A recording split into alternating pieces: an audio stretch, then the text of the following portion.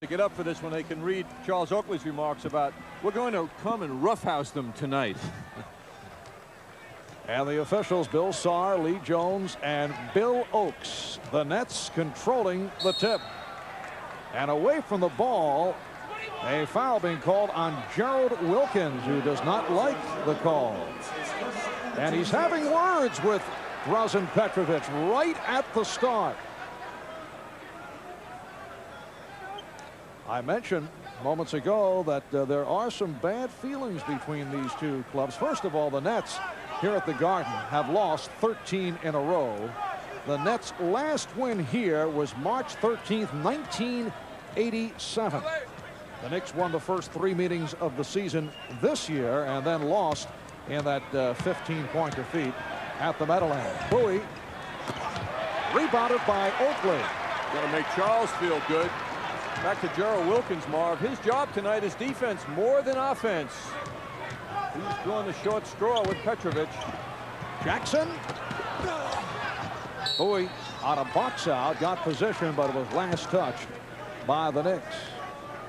Last night in Hartford, a terrific effort by the Nets. They were trailing the Celtics by as many as 19 in the third quarter. Celtics held to 1 field goal over the final 2 minutes. Petrovic getting right to it, and the Nets lead 2-0. Well, what impressed Bill Fitch so much about that game was that it was at the end of a 5-game road trip, and it was a win for a change. Bowie on the rebound and unleashes to Derek Coleman. The Nets have won 3 out of 4 against the Boston Celtics. Chris Morris, who played well last night, backing on McDaniel. Rebounded by Ewing.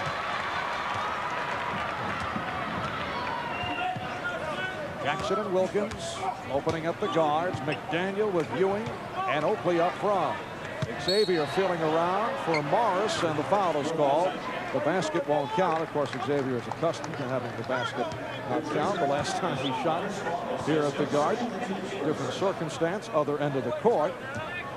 And in this case, he drew the foul. Interesting how that make that he made in a good shooting game brought a lot of attention to the mediocre year he's been having. Ironic after a solid game he had against the Lakers. Bowie called for the foul, and Xavier had a good one against the Lakers. 8 out of 12, 18 points on Tuesday. Last touch by the Nets. Of all the games that these two teams have played, certainly this one has much more feeling to it, much more drama. Something like, are the Nets really that good now? All right, here's the pitch down court for Blaylock. So Mookie Blaylock, who had an 18-point, 10-assist game last night against the Celtics, has given his club a 4-0 lead. You know, when you think about it, Marv, the Nets have been struggling for respect all these years, and I think they're at the peak now of all their time in the NBA of really being a well thought of, feared team. You mean in recent years? Yes. Not going back to the ABA show. Well, how about the Larry Brown era? Pretty good ball cluster. You want to edit that out of the code? No, but I think people in general would think of them as a poor team. But people like Derek Coleman, who showed that move just now, changed that opinion. Nets with a 6-0 lead. The Nets have been more successful this season than in the past 5 years. And Bowie fires to Blaylock. Here's Morris.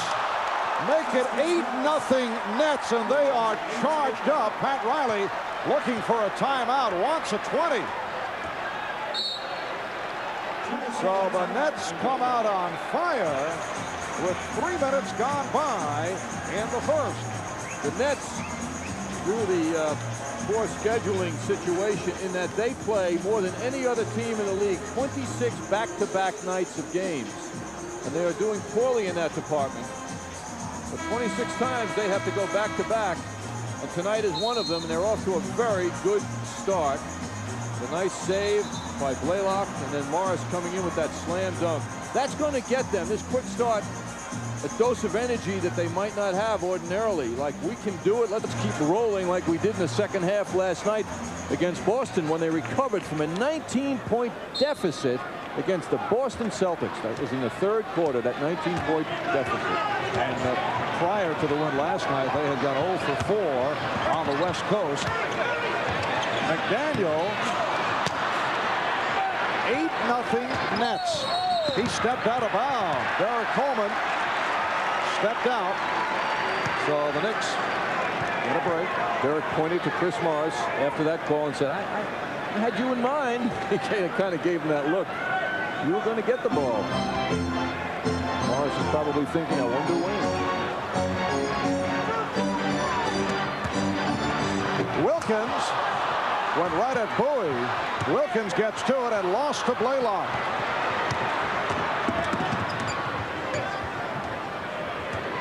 Well, we played 3.5 minutes, and the Knicks yet to score. Coleman, isolated against Oakley, goes to the outside shot.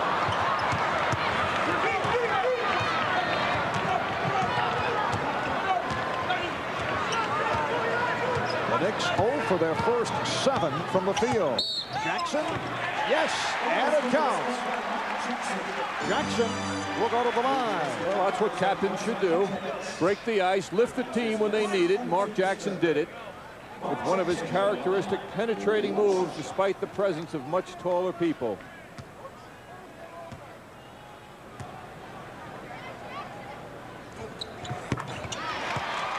It's the Nets 8 and the Knicks 3.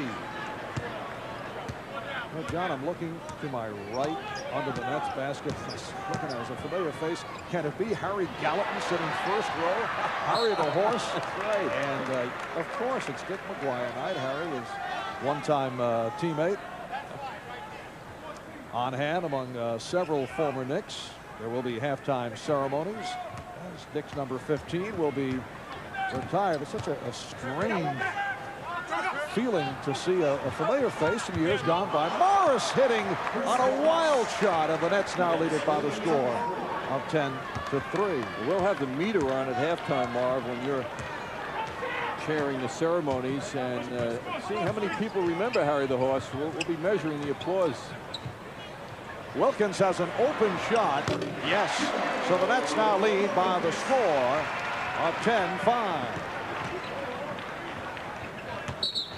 That's a travel on Petrovic. And I'm looking for Kenny Sears, and there's Harry. Harry the Horse Gallatin. One of the outstanding Knicks of the 50s. Where's Ron Sobieschek? And the offensive foul is called. It's on Oakley. On that mention, Marv, I can imagine people listening coming up with their own memories of where's this guy or that guy. There's so many in the Knick lore. The Nets with a 10-5 lead. 5 minutes gone by. Petrovic forced into a difficult shot by Wilkins.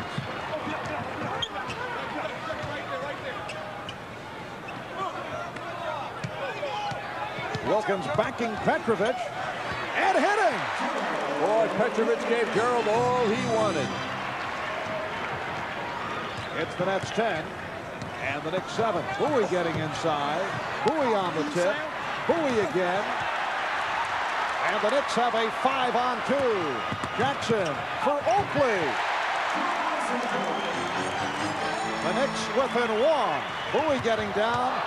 Found Coleman behind the back, and Derek Coleman will go to the line. Really fancy passing by Big Sam. Ewing called for the foul. The Knicks call for time. Drink and know when to say when. A reminder from Budweiser. Well, Gerald Wilkins moments ago took Petrovic down low, then came out like a true forward. Position he often plays as he does now, and he just dribbles Petrovic in, and Petrovic establishes no defensive position on him, and Gerald gets an easy 2. Well, after the Knicks opened up 0 for 7 from the field, they have hit on their last 4, and they are in the midst of a 9-2 run. The Nets have gone the other way. They've connected only 1 of the last 6 following the good start. Derek Coleman shooting 77% from the foul line in his second year out of Syracuse. Rookie of the year last season. Had a number of injury problems, particularly bothered by severe back problems. That has cost him 13 games this season. And it will be New Jersey ball. 6:04 remaining in this first quarter. The Nets 11 and the Knicks 9. Knicks a rested team, having not played for the last 3 days. The Nets come in after a busy 24 hours that included the Boston Celtics last night. Difficult to figure how that works. Blaylock on a nice backdoor pass from Bowie. So far, it's not working for the Knicks. The Nets look sharper. Sometimes too much rest can lead to a sluggish start. Foul called on Bowie. So that is 2 on Sam Bowie. I mentioned the Nets 0-4 on the recent West Coast trip, losing to the Lakers, the Jazz, the Sonics, and the Warriors. The Nets are 2-11 on the road against the West. The only 2 wins, Dallas and Minnesota. Consider that part of the Western journey. McDaniel rejected and then stripped. He had 3 nets on him and he was still looking to shoot. Morris with a perfect delivery. What timing in landing that pass in the hands of, I should say, Blaylock to Morris. Beautiful pass from Blaylock. Nets lead 15-9. Stay down. Ewing fouled by Bowie. That's a quick 3 on Sam Bowie, and Bill Fitch checking the bench and will insert Chris Dudley, who had a terrific game against the Knicks the last time they met in New Jersey. Dudley out-rebounded Patrick Ewing 18-6 back on the 1st of March. Well, he comes in now having to do something. As Sam, who looked much improved on defense on Ewing, has to lead. I was impressed with the quickness Sam Bowie showed, moving his feet, staying with Ewing. The last time they were here in the Garden, I can recall Sam playing very softly, but he looked like he was really up, and now we probably won't see him until the second half.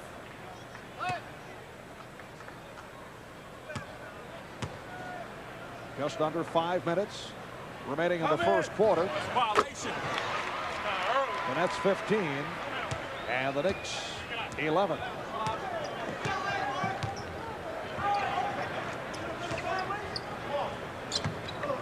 Wilkins has done a good job on Petrovic. Nets are letting Coleman go to work on his own as they give the entire right side of the basket to him. Charles Oakley is very unhappy about that call against him. Charles is also fortunate that the official Lee Jones did not see him toss the ball into the crowd responding to the call. And here comes Anthony Mason. And now Charles Oakley being ushered aside by Xavier McDaniel. Very upset about that call. That's a second foul. So Mason, a one-time New Jersey net, has checked in, and he will match up with Derek Coleman. And Coleman looking to go right at him. And through the foul. Pretty boring offense for the 4 other Nets players, with Coleman going one-on-one, taking all the time he needs, but he is so talented, he generally wins those battles of one-on-one. Mason, of course, is very anxious to have people forget the last meeting with the Nets. He had 1 rebound in 28 minutes. He, like Charles Oakley, spoke big about this game.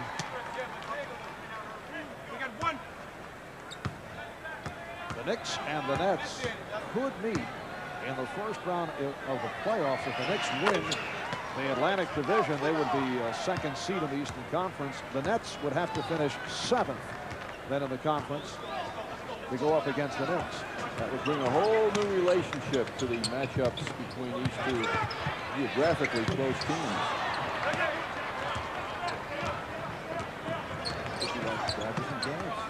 Not quite, but I think it'll be good for the Net franchise. Ewing on the rebound. I know the Nets felt good about the fact that usually when the Knicks play at the Meadowlands, they win the crowd over, but that was not the case last time. They had a true home crowd when they beat the Knicks by 15. Jackson firing it back out. And that is a backcourt violation. Ewing ran with Petrovic well. He had to get his hands on the ball because Petrovic could have turned it into a layup otherwise.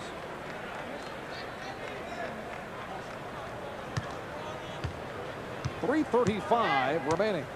First quarter, Nets 17 and the Knicks 11 on Dick McGuire night at Madison Square Garden. Ceremonies coming up at halftime, and we will have it for you.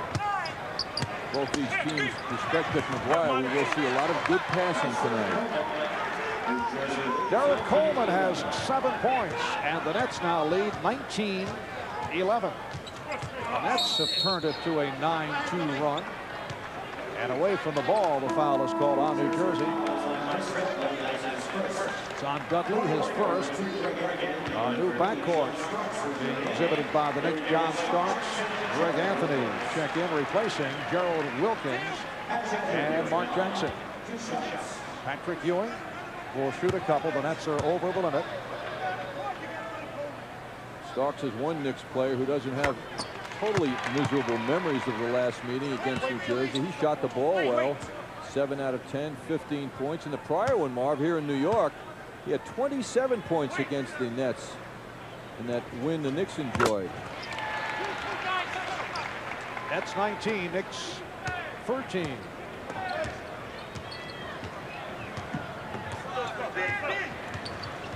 Blaylock being guarded by Anthony. Now Ewing jumping out.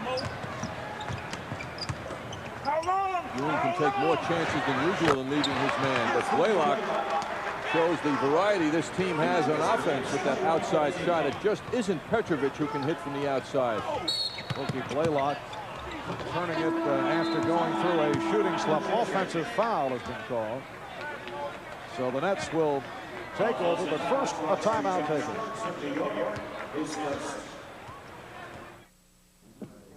A lot of women find my looks intimidating. Do you?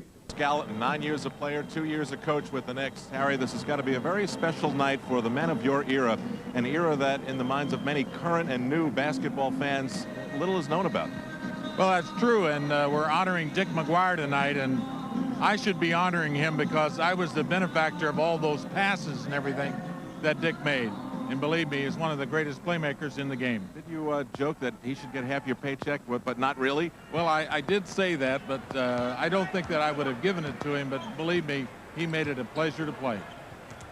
Dick is a man of so few words. It's going to be up to, it seems, everybody else to convince this crowd tonight that he is thrilled. I mean, in a pregame interview, we almost couldn't get him to say what he felt. Well, Dick actually is a man of very few words. But I always thought that Dick let his actions speak for him. And believe me, I put him in the same class with Bob Cousy and all the great playmakers of all time. Harry, thanks very much for the visit. We'll see you again at halftime. By the way, Marv, Harry is now the golf coach at SIU Edwardsville, so life is very well for him. All right, Al. Harry the Horse Gallatin, very popular player with the New York Knicks throughout the 50s. His work ethic so appreciated. A technical foul has been called on John Starks, who just a moment ago was called for his second foul and argued the call and now hit with the tee. So Derek Coleman, who has certainly improved his free throw shooting, hitting the tee, and the Nets extend to a 24-13 lead with 2:25 remaining in this first quarter. The game may have changed since Harry Gallatin played, Marv, but one thing that he knows is about boxing out, and that hasn't changed, the need of that. He'd have a lot to say if he went into an NBA practice on that subject. And his name has come up frequently in the last couple of years. Here's Ewing with a strong drop step move, but not able to hit. Rebounded by Dudley, with people like Dennis Rodman and Charles Barkley either leading the NBA in rebounding or among the leaders, in that they don't have the height of previous rebounding leaders. The name of Harry Gallatin has been used as an example. Ewing with the rejection. How tall do you think Gallatin is? He was always listed as 6'6", but I feel he's more like 6'5". Oh, nice move by John Starks off the lead from Anthony Mason, and the Nets now lead it by the score of 24-15. Yes, Harry's height was a bit of a stretch, and as you said, he did it with the box out. And 1 year led the NBA in rebounding. Beautiful shot by Blaylock as he was pushed. Starks with the foul. That's 3 on Starks. Blaylock rather showing his toughness. deceiving the Knicks guards and big man as he went in for that layup. Nobody could stop him. John Starks will remain on the court despite the 3 fouls. Kiki Vandeweghe has replaced Xavier McDaniel. Apparently Starks has 2 fouls. They changed what appeared to be the first foul called against him. Patrick Ewing is now 0 for 4.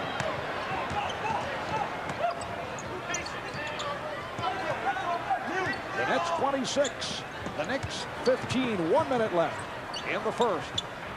Morris lost it.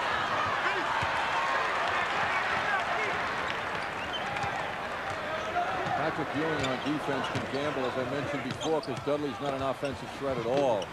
Starks was wide open, but Anthony did not see him right away. They passed on the open jump to go to the drive.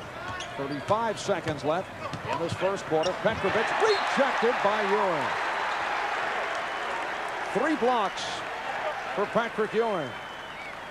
Patrick Ewing again can feel free to leave Dudley open. Chances are Nets are not going to go to Dudley, so Patrick can gamble like crazy.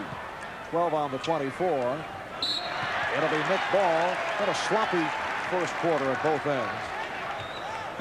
Half minute remaining in the first.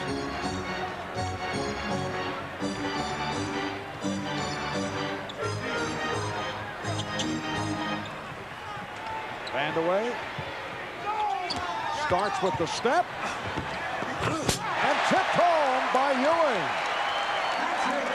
That's his first field goal. The Nets 26, the Knicks 17. We are down to 5 seconds remaining in the quarter. Blaylock.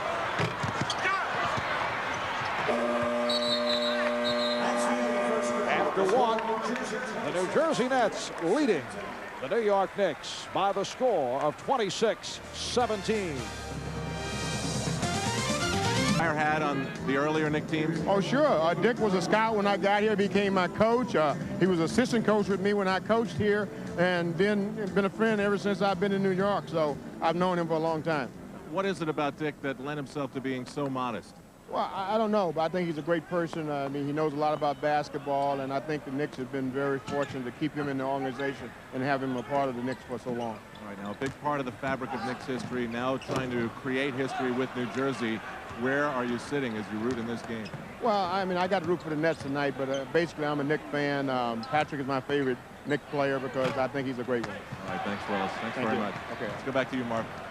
All right, Al, Willis Reed now the Senior Vice President of Basketball Operations for the New Jersey Nets. Mason through the foul, second quarter underway, and the Nets lead the Knicks by the score of 26-17. Tate George has come on for the first time. The Knicks stay with Anthony and Starks in the backcourt.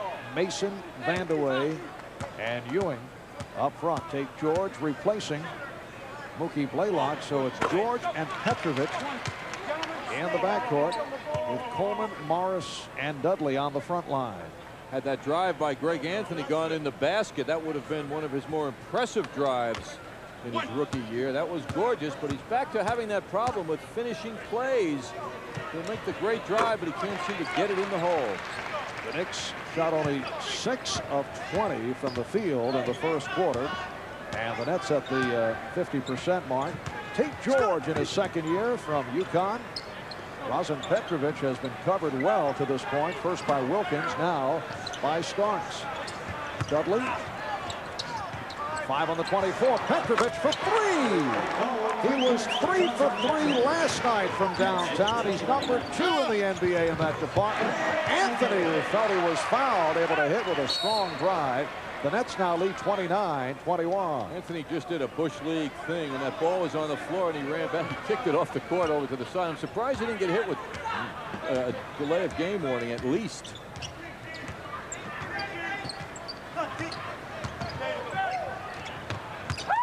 Petrovic had it deflected by Mason.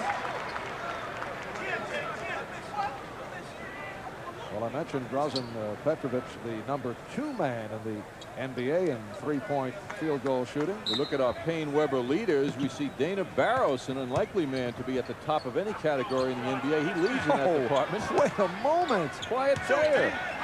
Well, you don't see him on a regular basis. Derek Coleman with 10. John with a major dumping on Dana Barros. No, it's the truth, Mark. Everyone listening agrees with me except Dana Barros' family. Whoa, and he's from this area, too. Unlikely that he would be on the top of one of the league leaders. That's I'm by, happy for him. That's by, I'm sure you are. That's by 10. Now, Ewing able to cut it down to 8.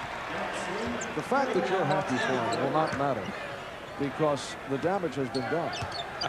I mean, the fact that you took that position also doesn't matter. Oh, nice pass. George is stopped. Dudley on the follow. It's not looking sharp at all. They're slow to react to situations here in the first half. Nets 33 and the Knicks 23. Starks on the penetration. John Starks has been able to penetrate on a number of occasions, but has not been able to finish it off, and usually he is a good finisher. Just have the feeling the Knicks have the cobwebs of 3 days off on them, and they've just got to keep working harder. Charles Oakley getting set to make his return. 3 minutes gone by in the second quarter. Petrovic working hard, spinning, and able to go glass just to beat the 24-second buzzer. The Nets lead it by 12. 7 points for Petrovic. Coleman, the high man for the Nets, with 10. Ewing, and that won't count. It's a travel. Oakley and Wilkins return, replacing Ewing and Stark. So Oakley will go to center, matching up with Dudley.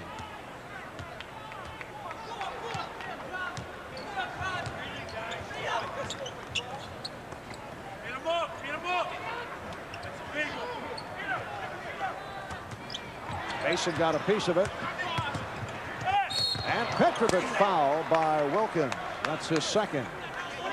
The thing about Petrovic is he's 6'5". He's a big guy, and he's been handling the ball better and better, and that combined with his sensational outside shooting has made him a real tough NBA player. He's at the high level of shooting guards in this league.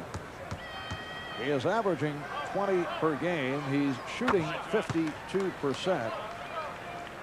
In his third NBA season from Yugoslavia.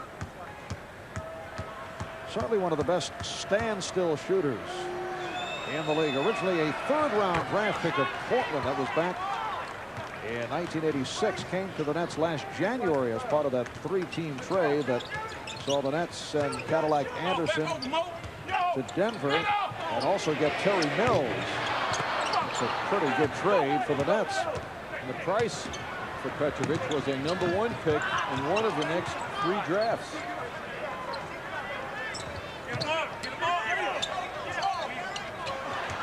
Wilkins, after Mason knocked it away. Vandaway, yes. Oh, we have something brewing here. Anthony Mason involved along with Chris Morris. Mason wisely walks away.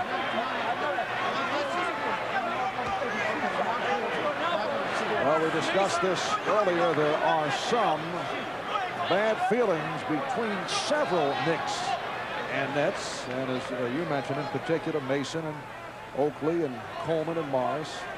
And Mason carrying the "we were embarrassed" phrase into this game from the last game. Perhaps some of the Nets read the paper today and didn't enjoy the tough talking from the Knicks. Joe Wilkins piling his way inside. Mason battling for position. Morris behind him. And then Morris swinging that arm around to get rid of Mason. That started things. The crowd reacted because they saw it up on the Garden Vision screen. Double technicals called on Morris and Mason. Terry Mills has come on for the first time. He's backing Mason. Gets it out to George. Rebound, Dudley. So Chris Dudley getting inside. Well, he got inside Oakley all right. And Pat Riley is very upset. The Knicks are down by 14 with 7:35 to go in the second quarter.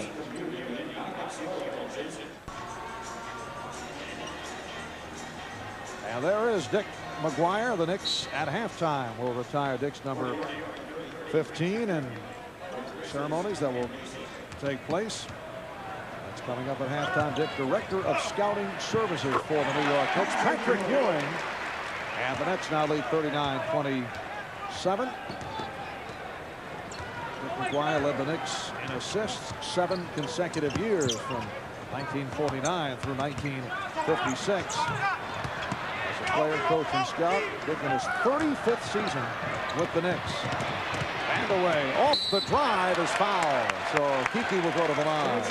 Good pushing of the ball by the Knicks up court. Pat Riley's very disappointed, undoubtedly, in his team's defensive effort.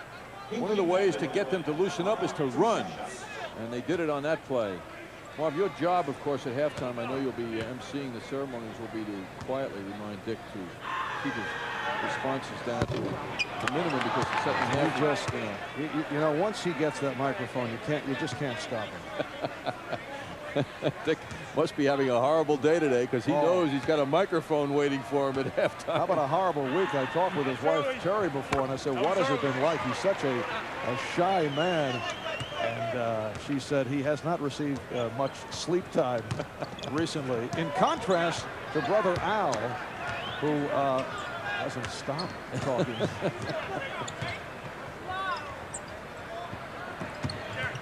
The Nets lead at 39-28. 6:45 remaining. First half. Here's Tate George. He's been off. Oakley leading a 3-on-1. Wilkins fouled by Petrovic.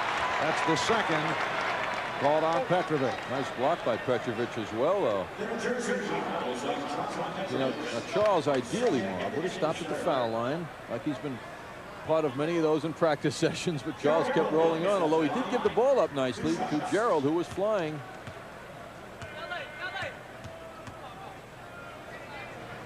That's the 5th meeting of the season between the Knicks and the Nets. Knicks winning 3 out of 4. However, in their last get-together at the Meadowlands, the Nets won convincingly by that score of 90-75. The Nets dominating off the boards, 59-29. The Nets shot only 38% of that game, but they took 26 more shots. It was a wipeout. Nets lead by 10. It has not been a good first half for the Knicks. Petrovic off the fake. Give me some. Rebounded by Oakley. Wilkins ahead of the field. Nice pass. Anthony right on target.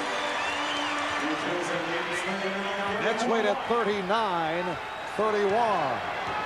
And Bill Fitch with some words for Tate George. George felt that Fitch wanted a timeout. Mills played by Ewing. And a loose ball foul. It's against the Knicks. Oakley called for his 3rd. Nets wisely going to the boards. That's where they enjoyed a party last time when they had 31 offensive rebounds. Charles doing a little pushing. Unhappy again with that call.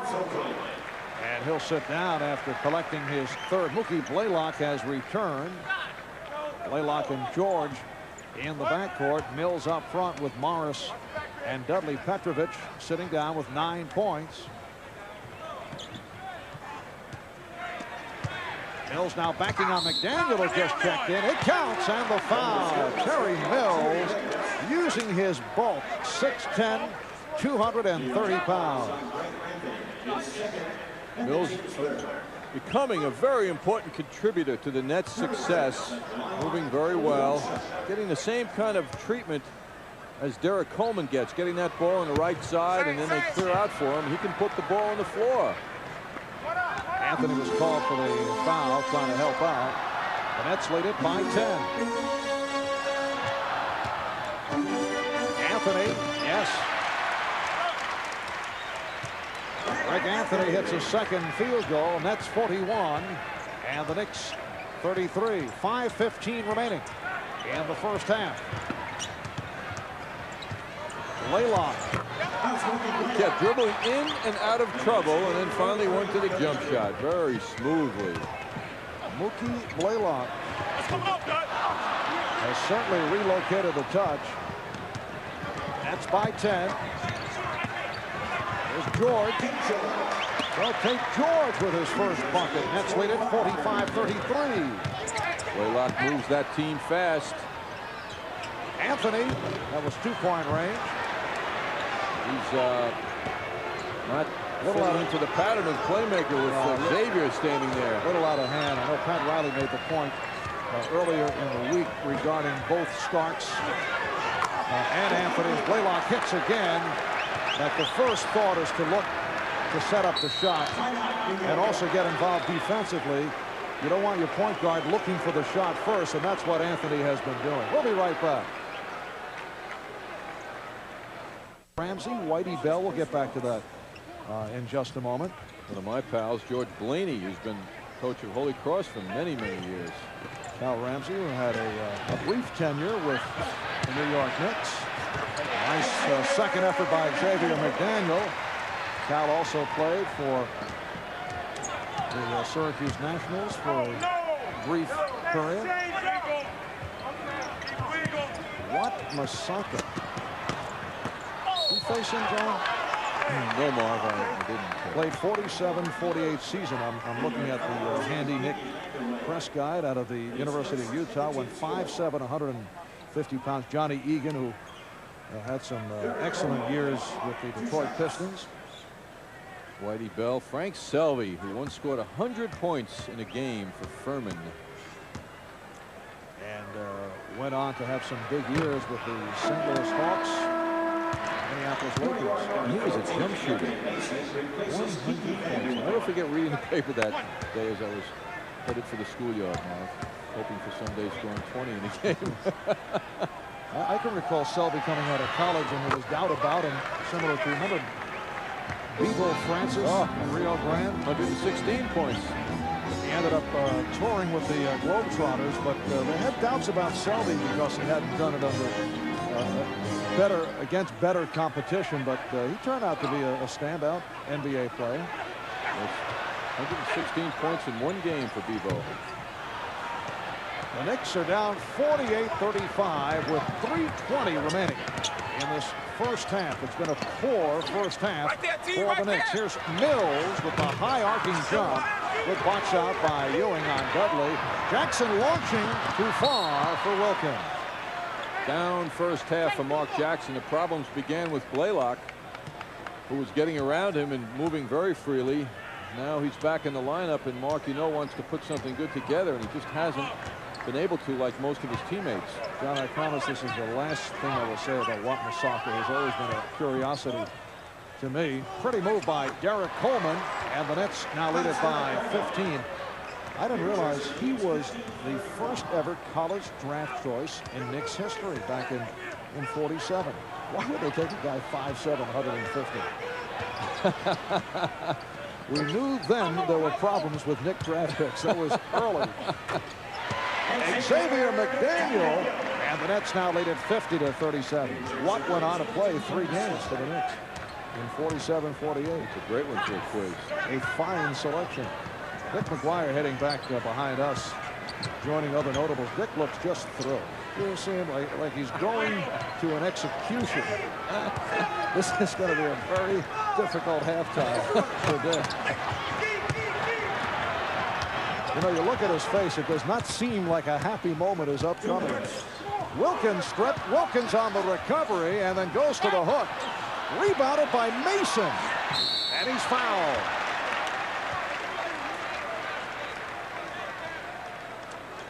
So Anthony Mason to the line. Right here, let's go to Bob Page. Second half from Orlando. Chicago Bulls on the break.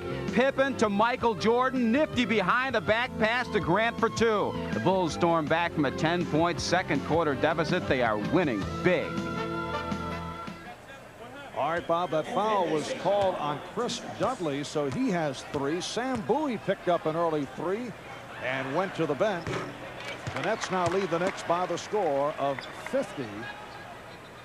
50-38 with 1:53 remaining first half.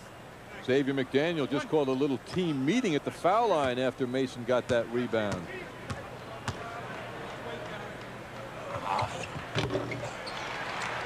The Nets have led by as many as 15. They now lead by 11.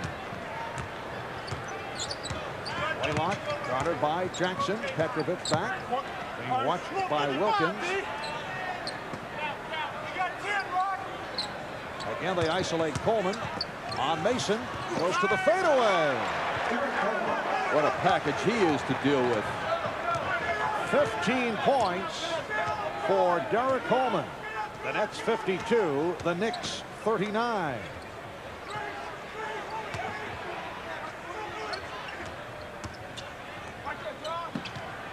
Wilkins with the step. Try to hit Mason on the hop. Back comes Blaylock.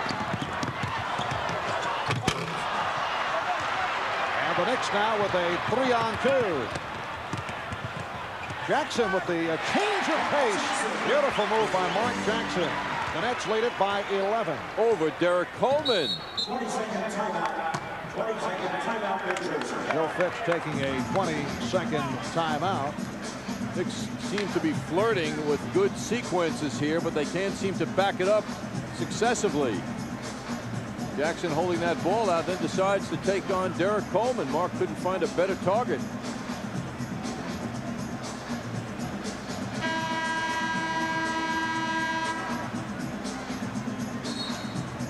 There is courtside timekeeper Gary Petaway, who will be relocating to Atlanta after 8 years on the Knicks stat crew. So tonight, Gary's finale. We wish him all the best. And there is Fritz Massman, also a farewell.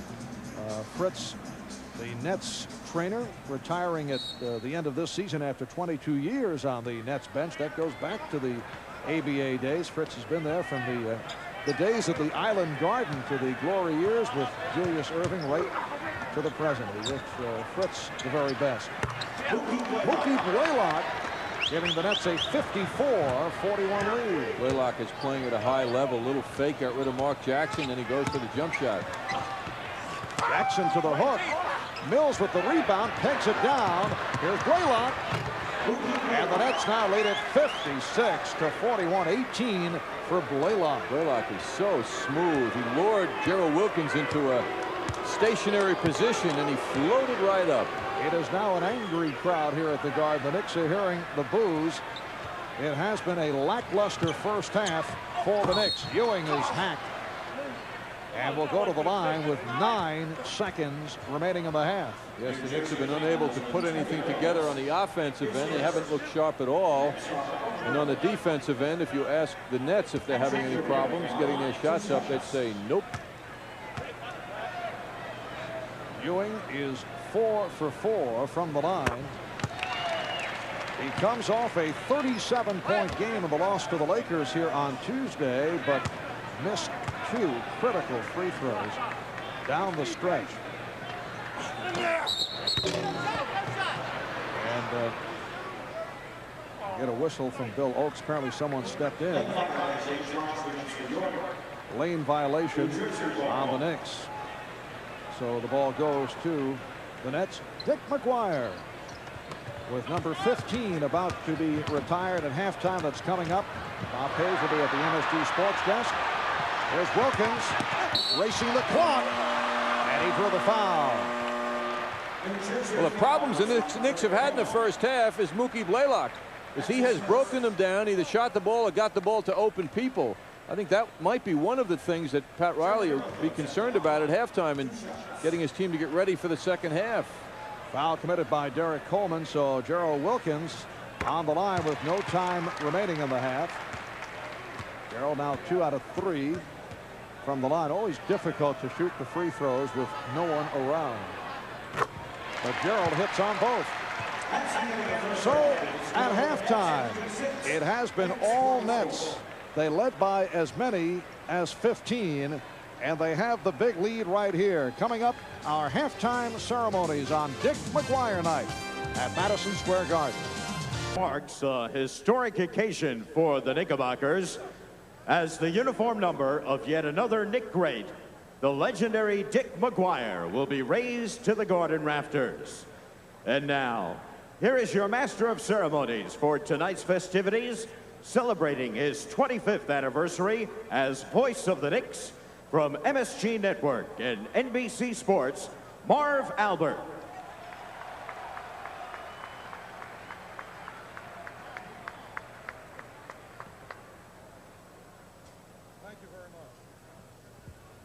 Thank you very much. And tonight, we honor Dick McGuire, a native New Yorker who has literally done it all for the Knicks for 35 years as one of the outstanding playmakers in the game's history, then as a coach and as a scout, and now as director of scouting. For parts of 6 decades, no one is more synonymous with Knicks basketball than Dick McGuire. First off, let's meet some people very special to Dick and to the Knick tradition. Dick's longtime teammate, the beneficiary of many a McGuire pass, newly enshrined in the Basketball Hall of Fame, Harry the Horse Gallatin.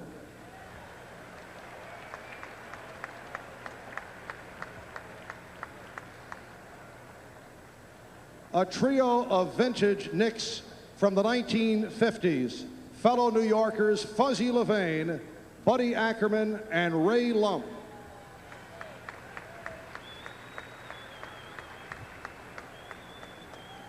And a very special guest tonight from LaSalle Academy. Here's Dick's high school coach, Jim McDermott.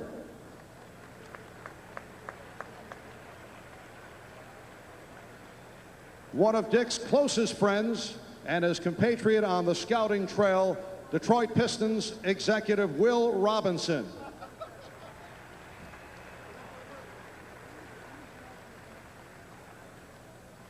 Now, this man may be a stranger to the basketball court, but he's certainly no stranger to the Garden. Representing the New York Rangers, his number also hangs high above the Garden.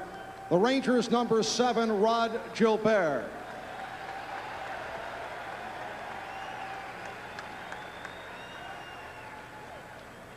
Now let's meet some of the Knicks legends whose numbers are already enshrined in Garden immortality. First, the quintessential power forward whose acquisition helped pave the way for 2 world championships, Hall of Famer number 22, Dave DeBusschere.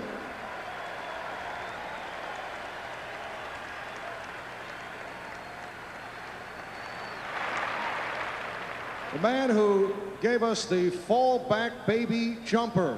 He had a superb career with the Knicks, number 12, Dick Barnett.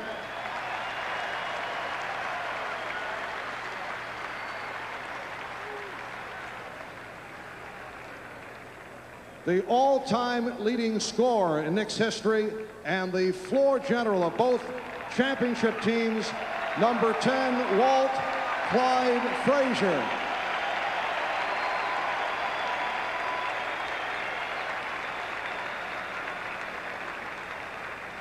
The other half of the Knicks Hall of Fame backcourt, the master of the spin move, one of the game's most exciting performers, the Pearl number 15, Earl Monroe.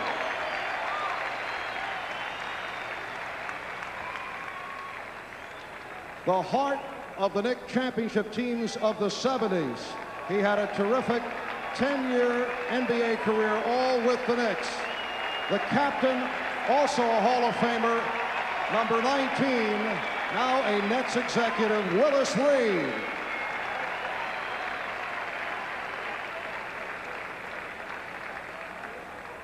Also, it should be mentioned that Red Holzman and Bill Bradley send their very best wishes, but unfortunately could not be with us tonight. Now let's meet the family of tonight's honoree. First, here are Dick's 3 sons, Richard Jr., Michael and Scott, and his daughter, Leslie Dwyer.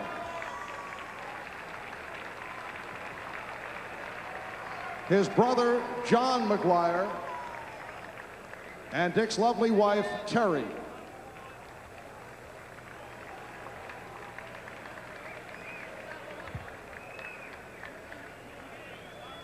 And now, tonight's honored guest, a product of the New York City playgrounds, who has personified the Knicks for more than 40 years. One of the game's spectacular assist men. Here is number 15, Dick McGuire.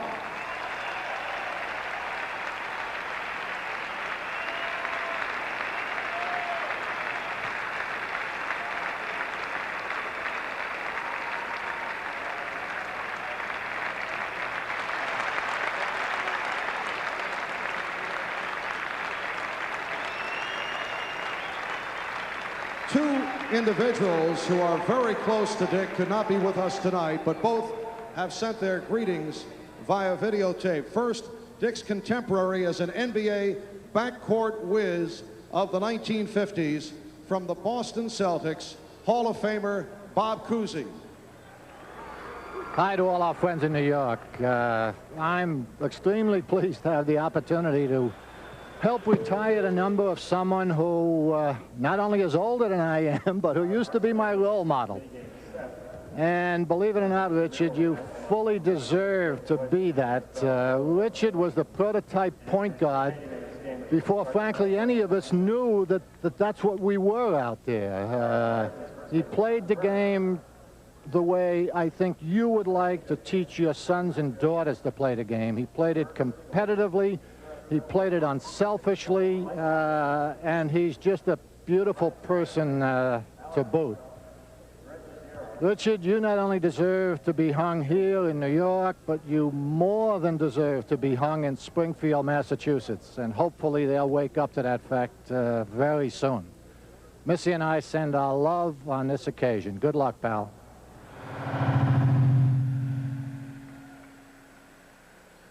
And very well done by Bob. Now, greetings from another former teammate, not only on the Knicks, but on the playgrounds of Brooklyn, recently elected to the Basketball Hall of Fame. Here is Dick's brother, Al McGuire. Dick, I'm sorry I can't be there, but congratulations. You have always been my hero. And if anyone deserves to have their number retired, it's you. So congratulations. And somewhere down the line, the Hall of Fame is waiting for you. Thanks for putting passing into basketball many years ago, and then it was relived by Bird and Magic when they put it in 1979. So congratulations on a great day, and I also thank the people at Madison Square Garden for honoring you. So stay in there, Dick. Don't talk too long. Al McGuire. It has become a tradition to present those Knicks whose numbers have been retired with an original portrait by famed sports artist Leroy Neiman. And who better to present this work of art than the backcourt artist himself, Walt Clyde Frazier.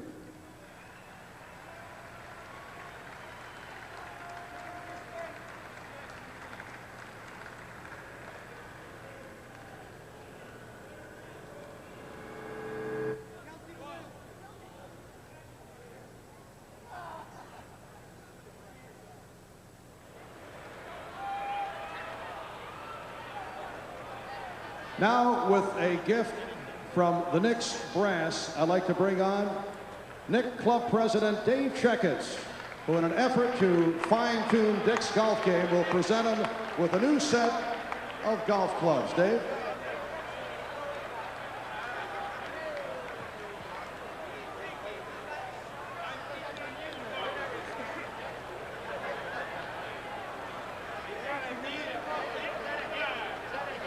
Now, friends of Dick know that he likes to indulge at times in placing an occasional pari-mutuel bet.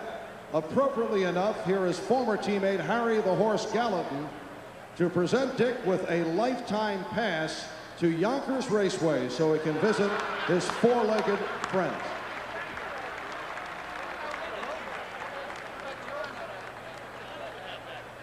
Dick, of course, is held in the highest esteem by the Knicks players and coaches. They know that He loves the sun, the sand, and the golf course. So the New York Knicks will be presenting Dick McGuire with sunglasses for Dick and Terry, symbolizing a first-class vacation to an oasis in the sun.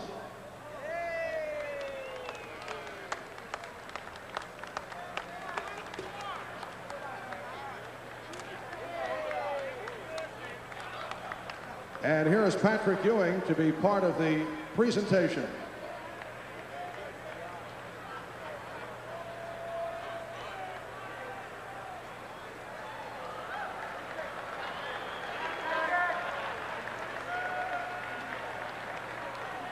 Now I'd like to call on Earl Monroe to formally present Dick with his framed uniform number 15, a number they shared in greatness here on the Madison Square Garden court. Earl?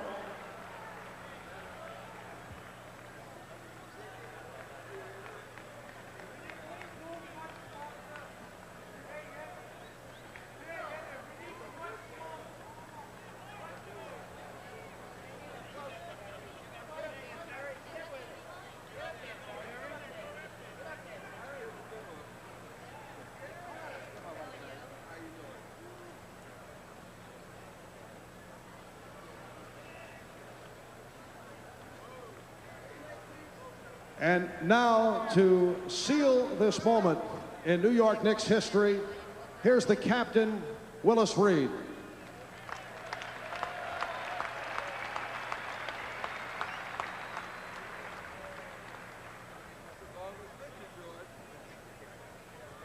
Thank you very much, Marv. Ladies and gentlemen, I would like you to watch to my far right as we hereby officially retire number 15 and salute Dickie McGuire as he takes his rightful place among all the other great Knick players of the past and some for the future. No one deserves it more than Dickie McGuire. Thank you very much.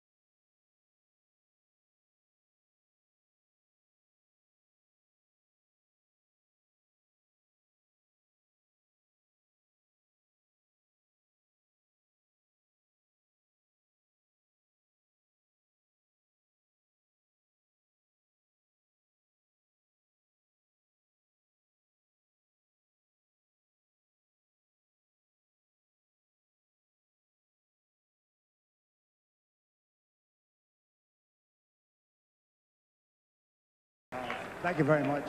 I don't have too much to say, but I would like to thank a few people. First, I'd like to thank God for giving me a little talent.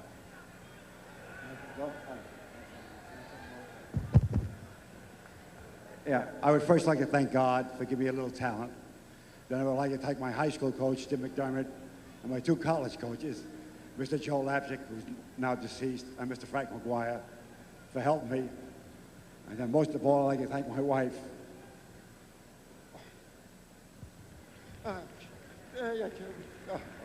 Who raised my 4 kids while I was out having a good time playing ball.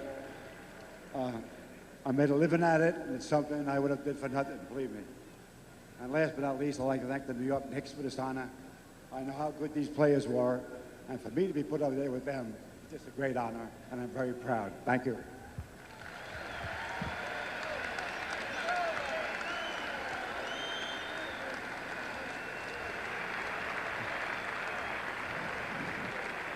Thank you, Dick. Dick with one of his record-long dissertations, it should be pointed out. Dick, congratulations, and folks, thanks very much on Dick McGuire night here at Madison Square Garden.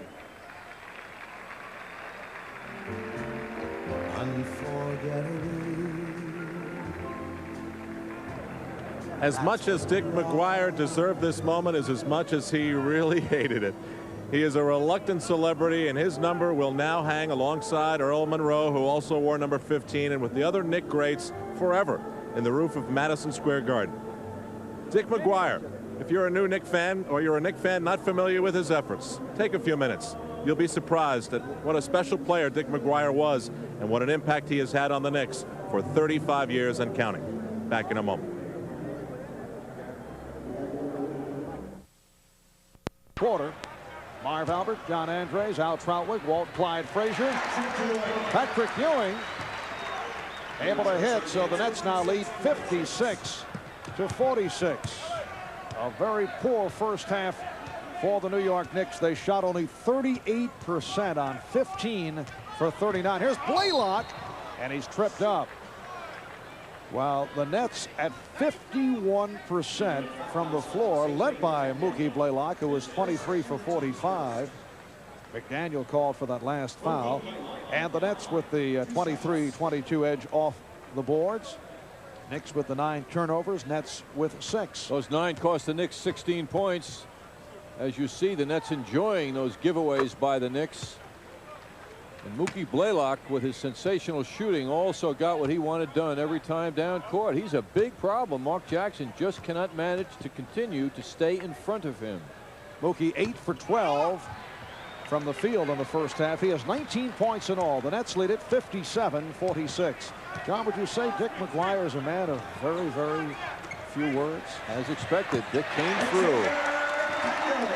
Xavier McDaniel trims it to a 9-point net lead. Morris backing McDaniel, goes to the hook. Chris Morris with 8 points. He's played well once again. That was so pretty.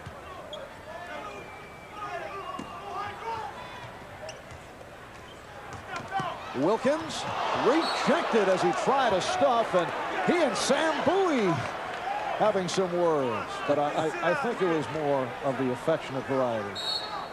Well, Gerald knows Sam can be soft sometimes, but I don't think he'll challenge Sam once again. Off the steal, Petrovic pulls up for the jump. As I mentioned earlier, one of the best stand-still jumpers in the league. Does not need a screen. And the Nets now lead 61-48. Petrovic has 11. This pattern continues. The Nets could absolutely blow this game open. Ewing. Rebounded by McDaniel. Avoiding Coleman, but way off the mark. Did not realize where he was. Reach and foul. That's the second committed by Ewing. Ewing has to hope that if the Knicks make a serious run, that foul that he just committed doesn't come back to haunt him. That's a waste foul by him.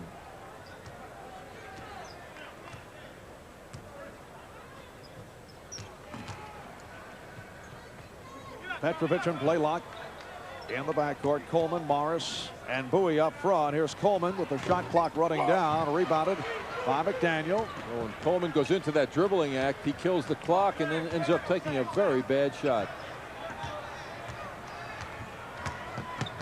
Jackson bottled up. Blaylock with the steal. What a play by Blaylock. Mookie Blaylock among the leaders in steals in the NBA. And Petrovic landed in the lap of Pat Riley as he followed through on that jumper. The Nets lead by 15. When you see the way Petrovic and Blaylock shoot that ball from outside, it puts quite a note of emphasis on the Knick outside shooting, which Xavier McDaniel just contributes to. But what a difference in the shooting ability of the guards on the respective teams. Nets lead 63-50. Jackson with the steal. Jackson behind the back to Ewing. Well, the Knicks need a spark, and perhaps that will provide it. Although Mark went to the hot dog move, and that's something we've rarely seen from him this season, but these two clubs doing a lot of talking. And the Nets have come out on fire. Derek Coleman has 17. Another Knick turnover. Bowie. Knicks wanted a traveling violation call.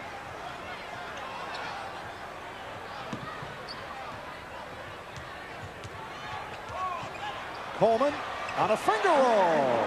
Look where he started and look where he finished. Way in the deep corner it all began for him. At 67, the Knicks 52.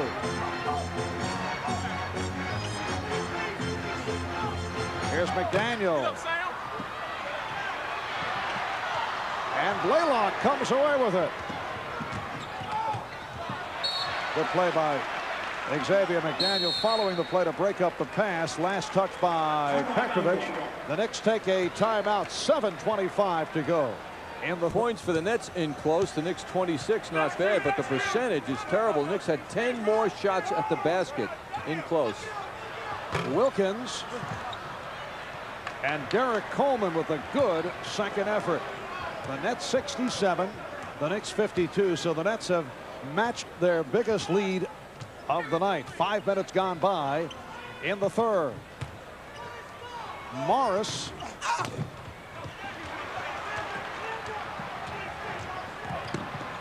Jackson for Oakley. And Bowie was fouled. The Knicks collapsing on Bowie. Ewing called for the foul. Ewing with some words for Morris as they make their way down court. Those aren't happy words either. And now Bowie comes over. McDaniel with a shove. Why don't the officials step in? I don't think they realized what was going on at first. And McDaniel is pushed down by Bowie. That's unbelievable. We'll saw the officials on the floor. Well, he tried to keep Bowie away and lost his balance. Oakley having some words now with Coleman. This began in very mild fashion with Chris Morris and Patrick Ewing in a heated conversation walking up the court.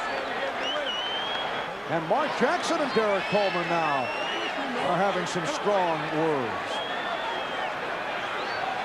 Xavier McDaniel was shoved down by Sam Bowie.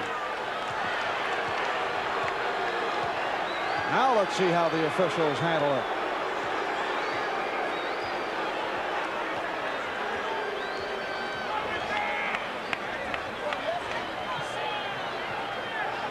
Ewing getting very macho with Morris. He speaks a lot on the court.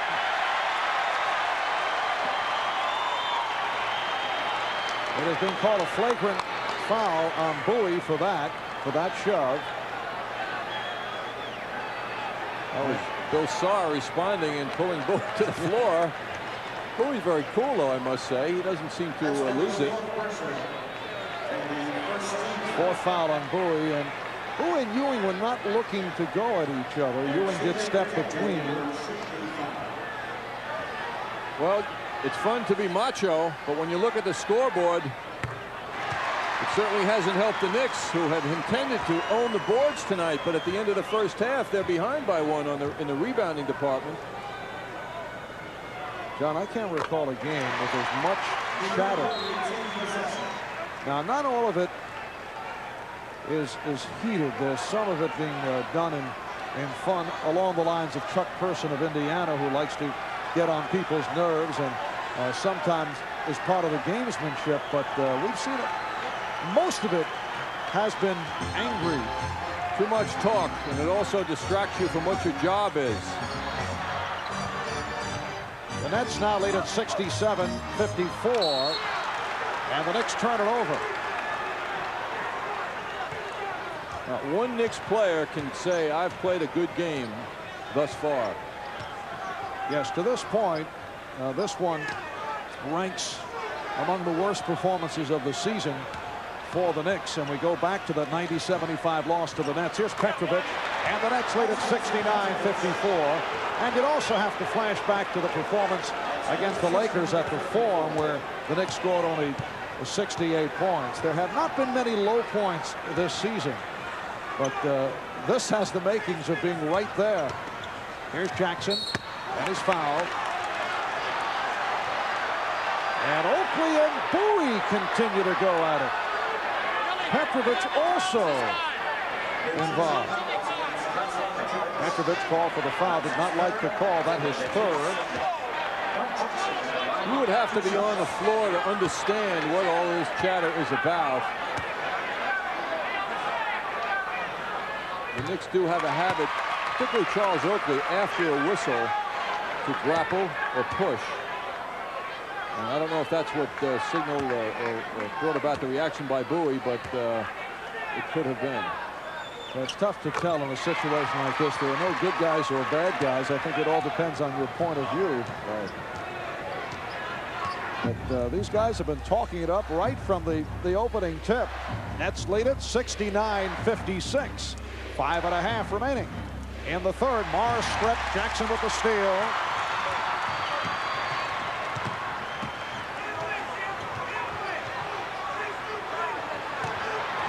Ewing with the drop step is fouled, and that is number 5, charged to Bowie.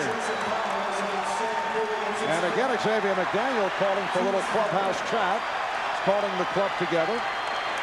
Bowie will sit down. Here's Chris Dudley. And now the crowd is back into it. A very quiet first half. So Bowie, with 5 fouls, has not scored 0 for 4 from the field. Nets got 6 team-leading rebounds out of Chris Dudley in 16 minutes of play for him in the first half.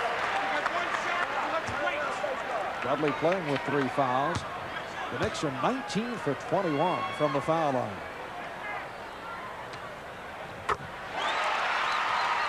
And Patrick Ewing has been perfect at the line. He's 7 for 7. He now has 17 points. The Nets lead by 11. We're coming up on 5 minutes remaining in the third. Here's Coleman. Rebound, Ewing.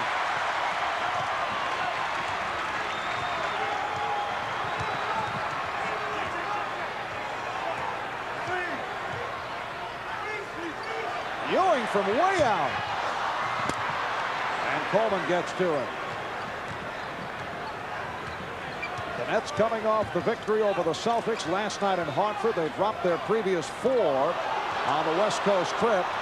They come in at 28-35. They are battling for a playoff spot.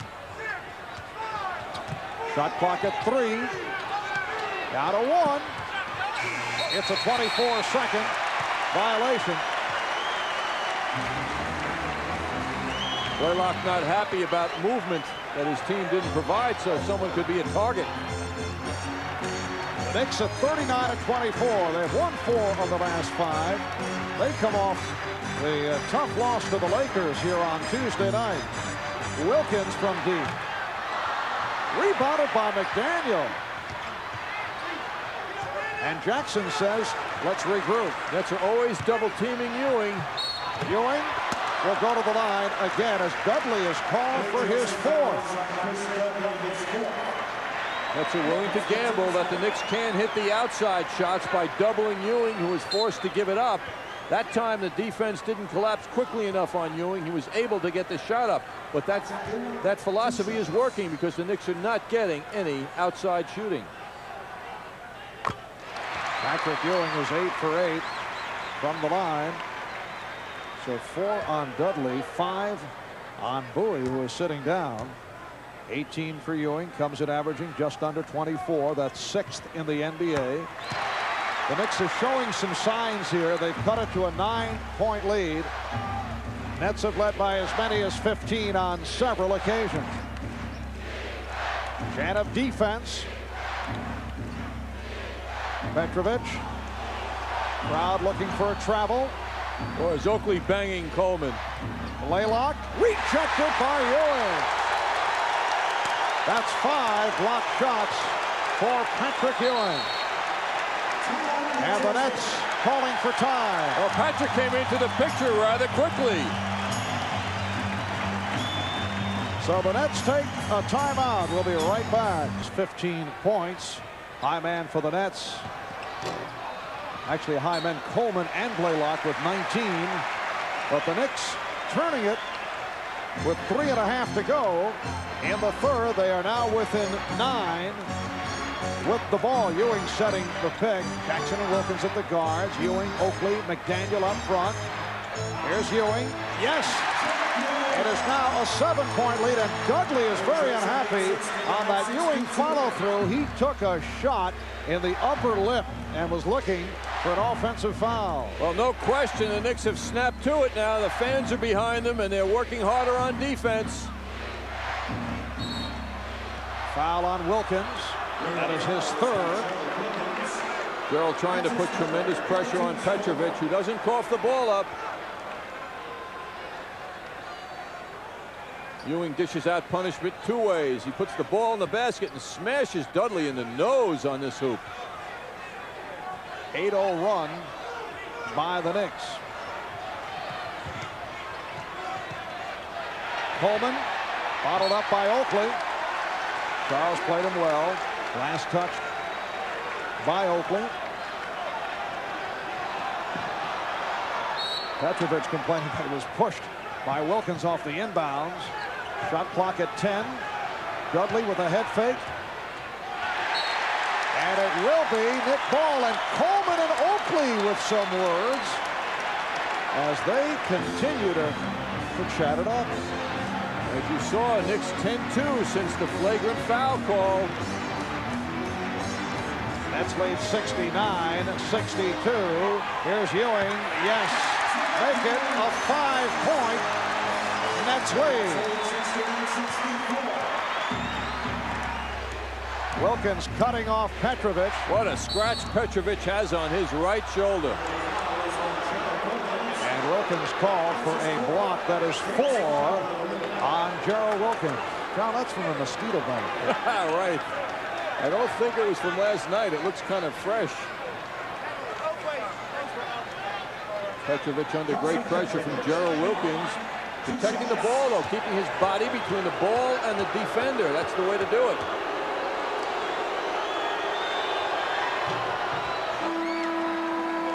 Petrovic is 79% free throw shooter. John Starks replacing Gerald Wilkins.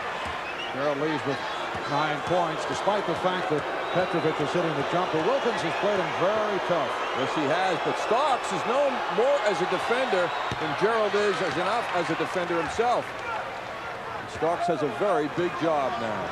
At 71, Knicks 64 as we approach 2 minutes remaining. In the third, McDaniel on a quick release, rebounded by Blaylock. 2 minutes. Coleman setting up against Oakley. And as they get involved, we get a whistle. Vilsar with the call on Oakley. That's 4 on Charles. The Knicks are over the limit, so Eric Coleman will go to the line. Vilsar making an adjustment in what has been a very physical relationship between Oakley and Coleman. He called that foul rather quickly, and that's the kind of thing officials must do to keep the tensions down a bit, because Oakley's been massaging Derek pretty well. Coleman is 6 of 8 from the line. He's at 77% free throw shooting.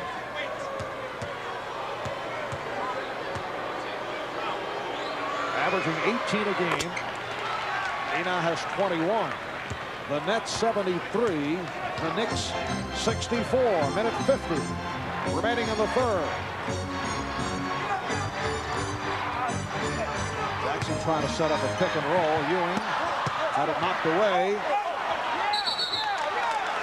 And Oakley lost it. He felt he was pushed. Anthony Mason replacing Charles Oakley. Leads with 4 fouls. Has been a very quiet night statistically for Charles. Only 1 field goal, 5 rebounds. First time Coleman's had 20 points in any of the last 6 games.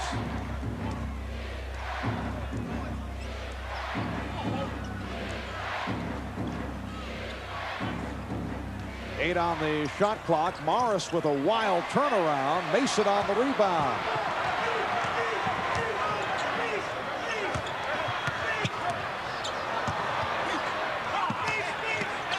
Mason rejected by Dudley, who's a good shot blocker. Laylock gets down. And the Nets lead at 75-64. Excellent response by the Nets. Here's Jackson going all the way. Mark Jackson with an impressive move going end to end. 75-66. Nets lead by 9. Mark certainly turned it around in the second half.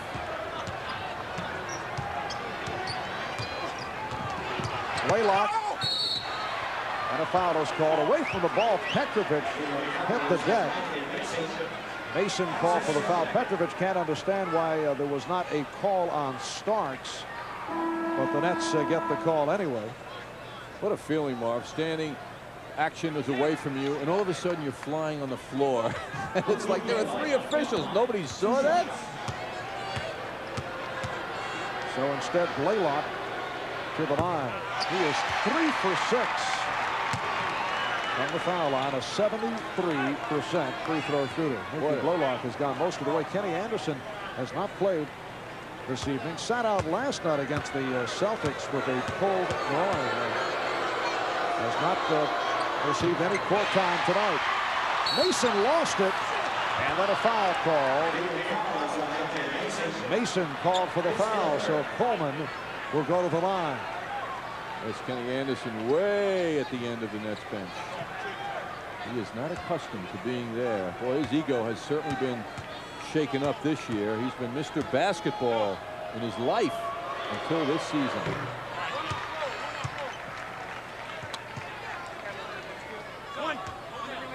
The Nets lead by 10. 41 seconds remaining in the third.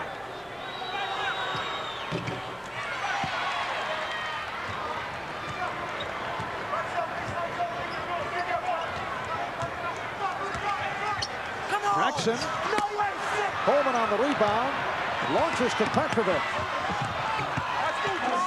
And the Nets lead at 78-66. Well, Petrovic handled that with Starks breathing on him. He's worked it out with his superior size. Even slow down to try to draw the foul. Here's Starks. Yes. Nets lead 78-68. 9 seconds to go in the third. Coleman can't find anyone and calls for time. 20-second timeout call. Nets seem to be doing everything well tonight, even withstanding the Knicks' recent surge. Now they change it to a full timeout, so we'll take a break. Seconds of the third. Petrovic working hard. Offensive foul on Petrovic. That's 4 on Drazen Petrovic. The Knicks get it back, and they will call for a 20-second timeout. Pat Riley wants to map something out with 1 1/10 second remaining in the third quarter, and the Knicks trailing by 10. Well, this program is authorized by Madison Square Garden Productions Incorporated solely for the entertainment of our audience, and any publication, rebroadcast, or other use of the pictures, descriptions, and accounts of this event without the express written consent of Madison Square Garden Productions Incorporated is prohibited. Looking at our Toyota matchup between the top forwards, certainly the top forward for the Nets, Derek Coleman, Charles Oakley, quite a contrast. Coleman is ruling his man 22-2. Mason's inbound, picked off by Morris. And that's the end of the first quarter. Third quarter. That's what he said, John. Third quarter. 13 straight over the Nets here at the Garden. Sure, Gerald Henderson was happy he never got any closer to Ray Williams, who was one of the strongest guards ever to play in the NBA. The Nets 78, Knicks 68 as this fourth quarter gets underway. It's nice to see Ray again, although I didn't like the extenuating circumstances, Marv. Nice to see him on video. Is that what you're saying? Yeah, this Ray. He drop around once in a while. Derek Coleman is fouled. The high point man of the game, Coleman with 22. Blaylock has 21. Petrovic 19. The Knicks led by Patrick Ewing with 23. The only other Knick in double figures, Xavier McDaniel with 10.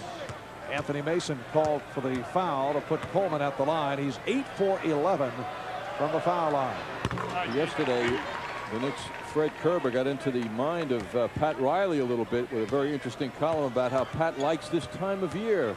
He cited how the fun really starts now as the playoffs get closer. Very up conversation, and kind of gave you a feeling about how Pat Riley talks to his team to keep them up.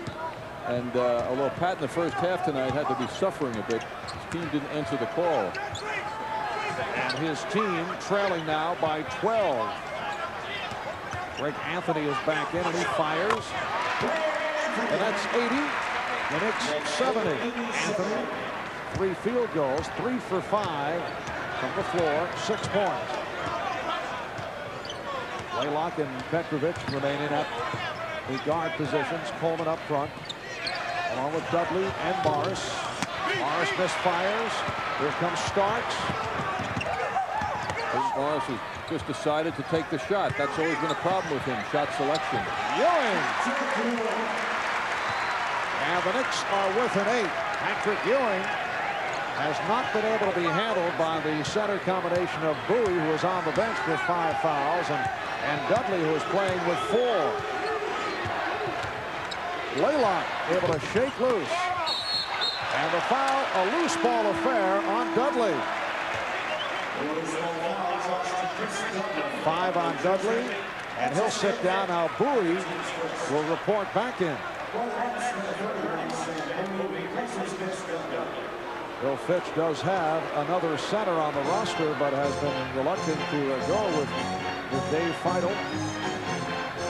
Knicks are smart. They'll go right to Ewing again, try and get rid of Sam.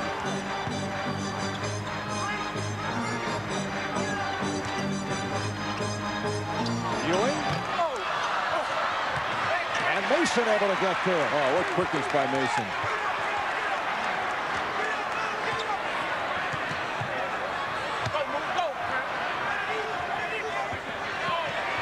Anthony. 2 minutes gone by in the fourth quarter. Pretty lead from Blaylock. McDaniel called for the foul on Coleman. The Nets are getting such leadership from Blaylock. What a difference it's making in the game. They are pushing that ball up court with him at the helm, it seems, every time, and they're finding imbalances in the Knicks defense and exploiting it. The Nets 80 and the Knicks 72. We talk about the ability to draw fouls. It seems we've been watching Derek Coleman a lot at the line. He's a big, burly guy at 6'10". He moves so well.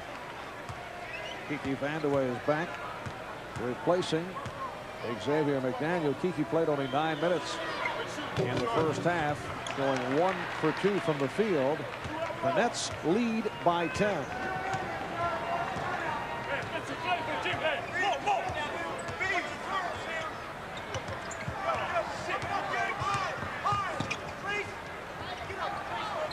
Shot clock is down to 7.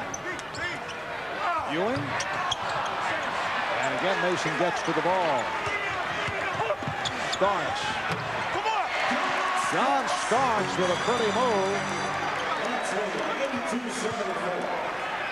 That's 82. The Knicks 74. All Mason and Bowie eyeing each other. Anthony Mason, a one-time New Jersey Net. 3 minutes gone by. In this fourth quarter, Mason is called for a hold, and that's 5 on Mason. Well, Mason has been given a big job tonight. Everyone around him that he's been assigned to is taller. So he's resorting to physical play more than ever, it seems, or more than usual, rather. But the Knicks have not been able to contain Derek Coleman, who has 26 points. Mason trying to hand check him. Coleman works in. Blaylock gets to it. Mookie Blaylock in his 3rd year out of Oklahoma. Here's Petrovic. Well, next time you get a good look at Blaylock, I want you to tell me if you agree, and I'm sure you will, that he looks strikingly like Mark Aguirre. Here's Starks. Yes, a 3-pointer for John Starks. In answer to your question, such an incredibly ridiculous comparison.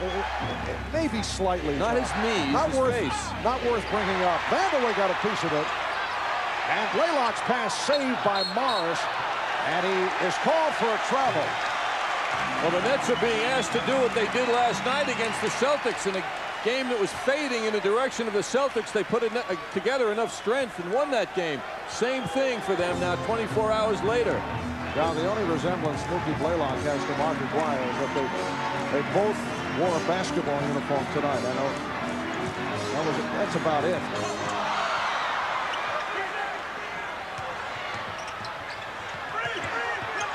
Ewing for the open Vandeweghe. Yes. And the Knicks are within 3.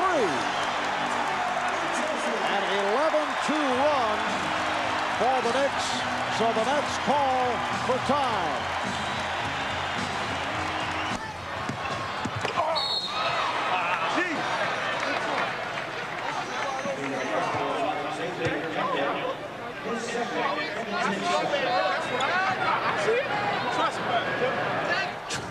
Trust me, says Greg Anthony. Now, we've heard that from you at some of our production meetings. Trust me. Greg making a sales pitch to the team leader. The Knicks are within 3 off an 11-2 run.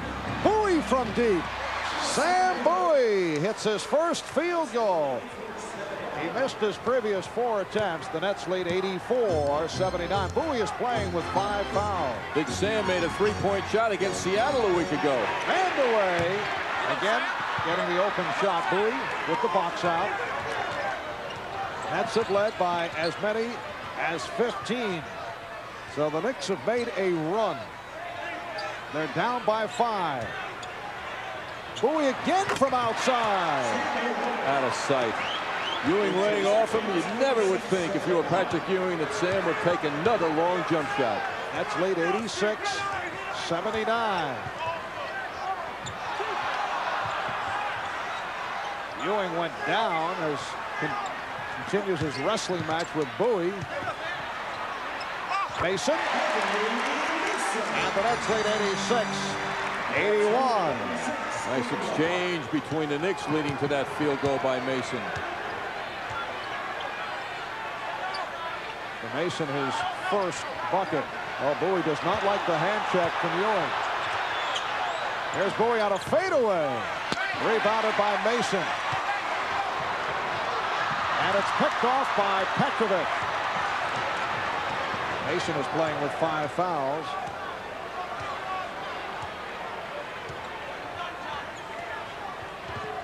.5:45 remaining in the 4th. Blaylock shooting.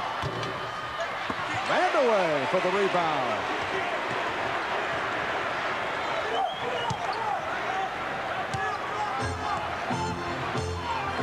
The Nets with a 5-point lead. Starks using the pick. Ewing able to convert on the follow. The Nets lead 86-83.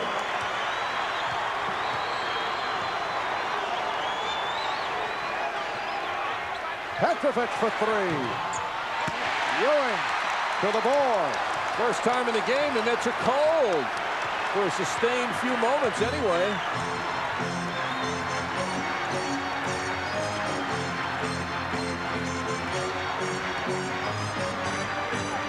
Mason off a nice pass from Starks. Sam Bowie's presence was enough to distract Anthony. Well, the Knicks have taken the edge off the boards. That has helped to bring them back here in the 4th quarter. Coleman drawing a double team. Coleman using several options. Oh, what a shot selection that was. Nets do get the new 24.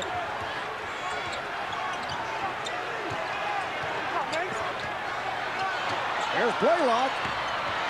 Oh, the Nets way off in this fourth quarter. We come up on 4 minutes remaining. The Nets have led all the way. They've led by as many as 15. They opened up with an 8-0 run. They lead it 86-83. Ewing, yes! The lead is down to 1. And Bill Fick, very concerned, is calling for time.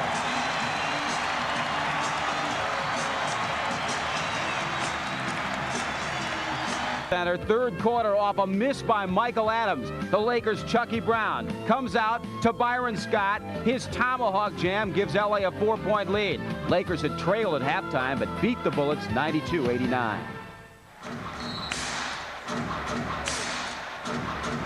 Well, the Knicks with 3 timeouts remaining. The Nets have 2 and a 20.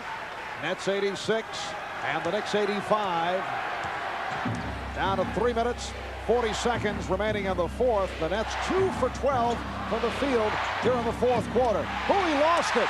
Ewing, who had fallen down, getting ahead of the field, feeding Starks. And the Knicks lead for the first time tonight. The Knicks have lifted it up defensively. The Nets are missing, and the door has been wide open for the Knicks, and they just walked through it. The Knicks in the midst of a 21-6 run. Shot clock at 5. Here's Blaylock. Ewing on the back top. Knicks on the run. Starks from Mason. Knicks want a goaltend. Do not get the call, but they get possession.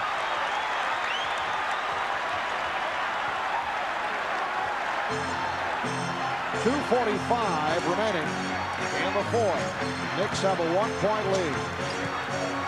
Ewing on a fadeaway. Rebound Mason. What a move, one-handed, and then able to get it outside. He has made several recoveries off the offensive boards. Here's Ewing, blocked by Bowie, and Coleman gets to it. Sam Bowie with his third rejection. So the Knicks have taken over in the fourth quarter. Started to show signs in the third following the poor play in the first half. Petrovic for 3. Wilson Petrovic hitting on a second three-pointer. As we mentioned earlier, he is the number 2 three-point shooter in the NBA, and he's given the Nets an 89-87 lead. Which is brought to you by New York Telephone Regional Calling Area, which is bigger than you think, Marv. Anyway, the information here says that the Knicks are doing a big job off the bench, led by John Starks, 11 points. The Nets 0 in the second half from the bench. Greg Anthony brought the Knicks some happy moments. That nice pass to Ewing. Patrick used the backboard, and they continue their happiness at the other end of the court. And the Knicks are getting strong play from the point guard position. Mark Jackson instrumental in the early portion of the Knicks comeback, and Anthony with 6 assists, and then Petrovic from downtown, and a bit of a celebration. Well, I guess Greg Anthony made a believer out of Patrick Ewing moments ago. Anthony said, "Believe me, Patrick," and he must now. The Nets lead at 89-87. Starks rebounded by Bowie. A minute 45 remaining in the fourth quarter.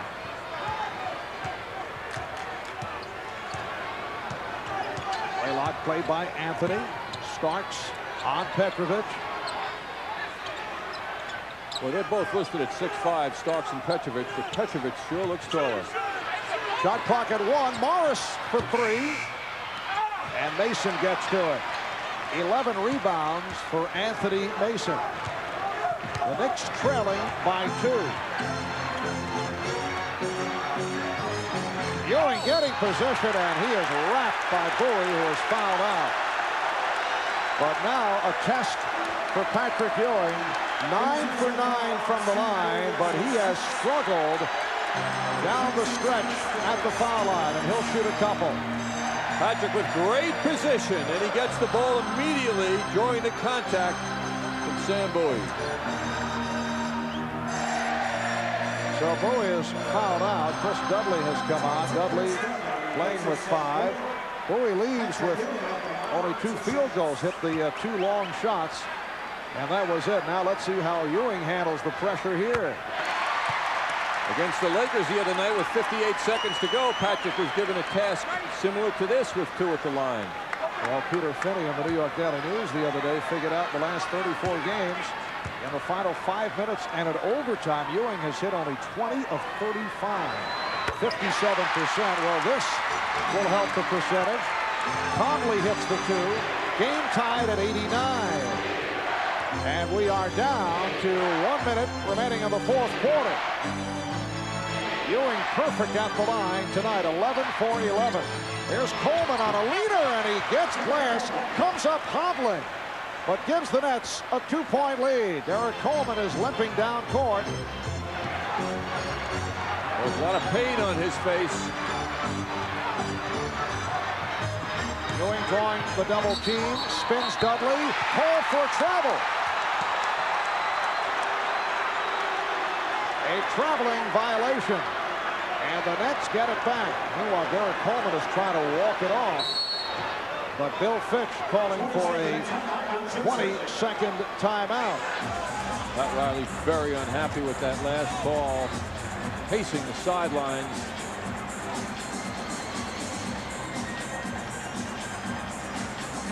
Well, last year's Rookie of the Year goes to work against Mason.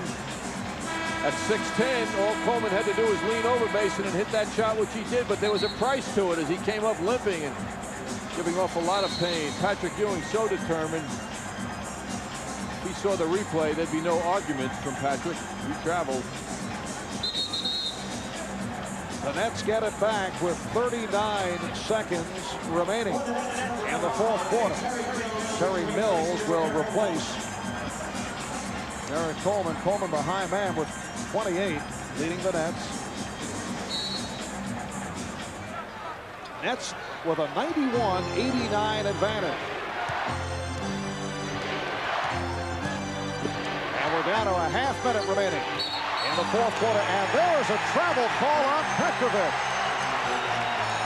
He was shuffling the feet looking for the shot. Now the Knicks take a timeout with 29 seconds to go in the 4th.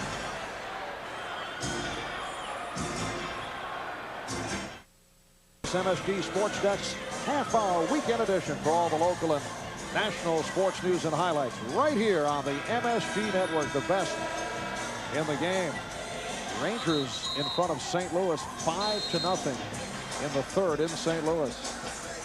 Bill Fitch, who began the season in very rocky fashion, speculation concerning his future, rumors flying about potential replacements, but went about his business, and he has done an excellent job in bringing the Nets to playoff contention. Nets with 2 timeouts remaining. Knicks down to 1. It's Nick Ball as we resume the trailing by 2 points. 29 seconds remaining in the 4th quarter.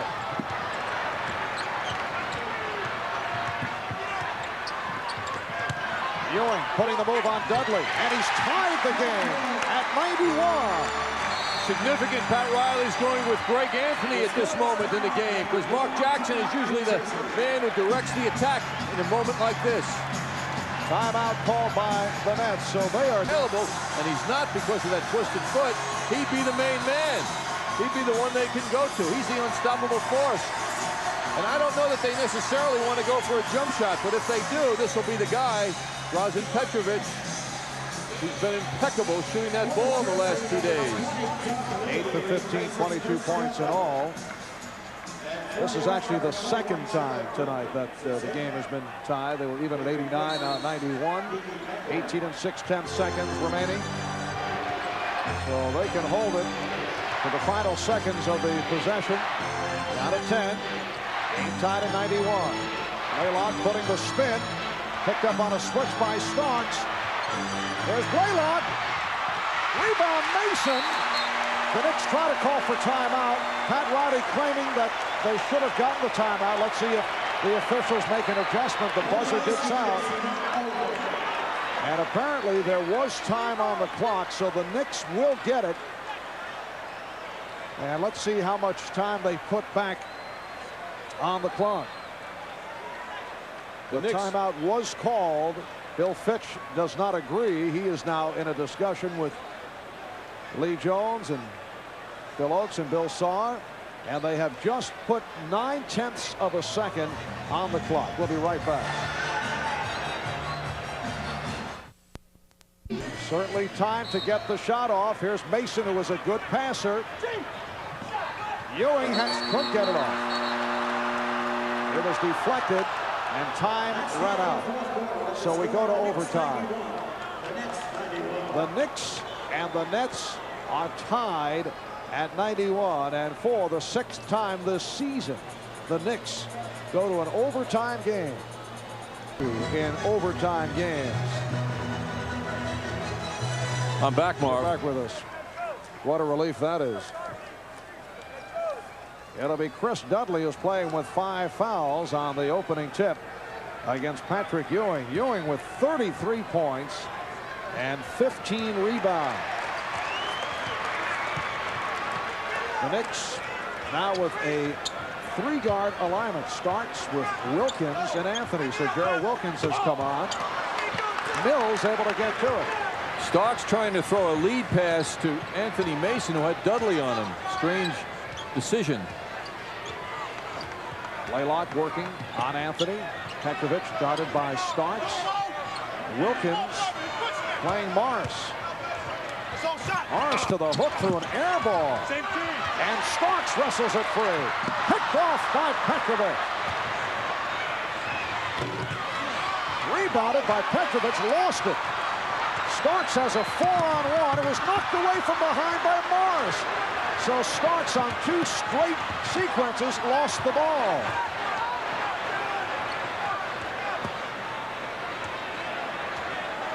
An adventurous opening minute of overtime at both ends.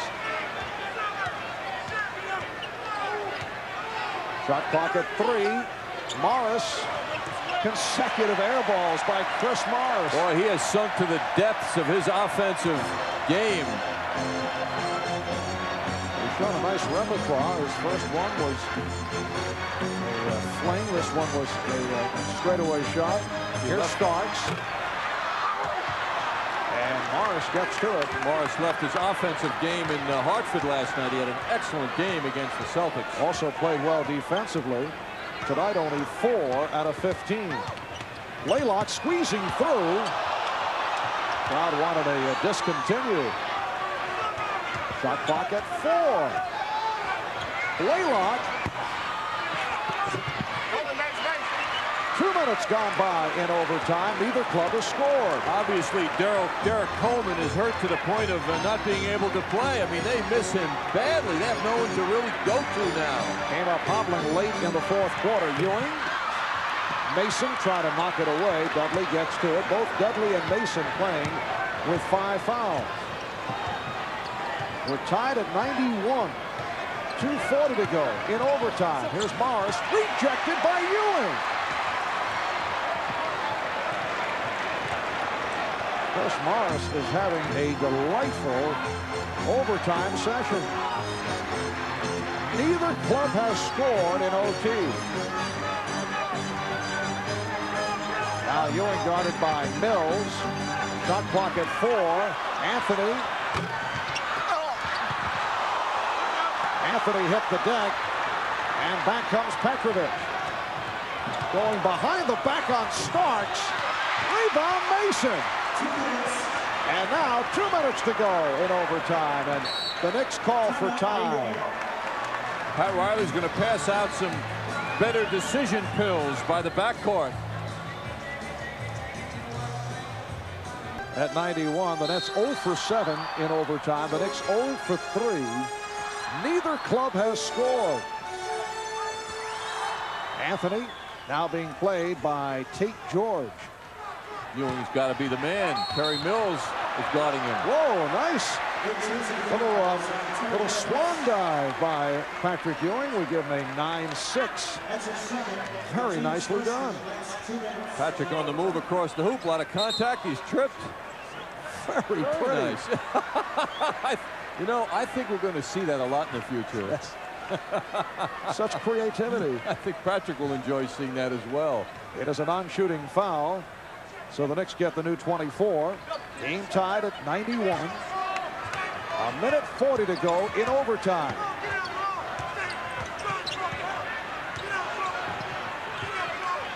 Again, the setup for Ewing. A dunk under on Mills, and he's rejected. Foul call. Again on the Nets.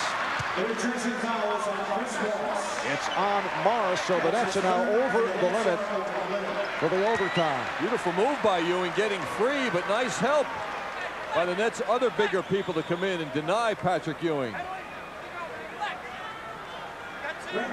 So Greg Anthony to the line for the first time tonight. And the Knicks lead by 1. Anthony, a 73% free throw shooter. Greg Anthony getting a lot of confidence from Coach Pat Riley tonight. He has played the last several minutes. Knicks 92, the Nets 91. Tate George handling against Greg Anthony. Patrick Ewing is out with Terry Mills. Here's Morris to the scoop. Oh, big bucket by Chris Morris, who has not been hitting, but he's given the Nets a 1-point lead. Down to 1 minute to go in this 5-minute overtime. Starks, he's been way off. He was looking for a foul, but John Starks now 5 for 12 from the field. 40 seconds to go in the overtime. And we get the whistle away from the ball as Petrovic hit the floor. A hold on Starks. Well, John Starks is going to run and hide in a hole if the Knicks don't win this one. He has been part of a lot of poor plays for the Knicks. It's a non-shooting foul. The next foul would put the Knicks over the limit. The Nets by 1. 35 seconds remaining in overtime. Shot clock now at 15. Shot clock at 10. There's George. Oh, he hit over Ewing. And a timeout is called by the Knicks. The Nets lead it 95-92 with 20 seconds remaining in overtime. Against Clemson, lifting UConn over Clemson 2 years ago, and he just hit one over Patrick Ewing to give the Nets a 3-point lead with 20 seconds remaining in overtime. Well, that was clean, too. He couldn't use the backboard, and that was a huge shot for a player who feels he should be playing more. Looked like he was going elsewhere earlier in the season when Bill Fitch was forced to adjust his roster. But he reminded Bill Fitch that he's a very valuable man to have. Tate George, a native of Newark, New Jersey, a first-round draft pick last year. In overtime, the Nets have scored 4 points, the Knicks with 1. The Nets lead it by 3.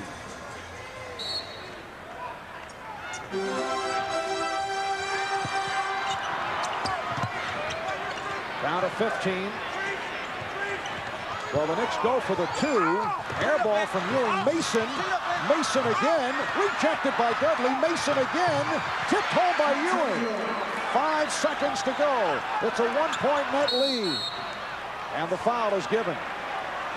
If I'm not mistaken, Anthony Mason lost his pants on that sequence. As he struggled to get up, he lifted them up quickly. He certainly worked hard trying to convert that tip. Forget the pants and go for the ball, John, as you know. Ewing with an unusual shot under great pressure. Once Mason goes up, misses. Goes up again, Dudley's all over him. Gives it another shot. Down he goes, and Patrick Ewing showed impeccable timing to knock that one in. 17 rebounds from Mason, a season high. Here's Tate George to the line for the first time. 4 6/10 seconds remaining. The Nets lead by 1. Tate George is an 80% free throw shooter. 58 for 72 on the season. It's 1 of 2.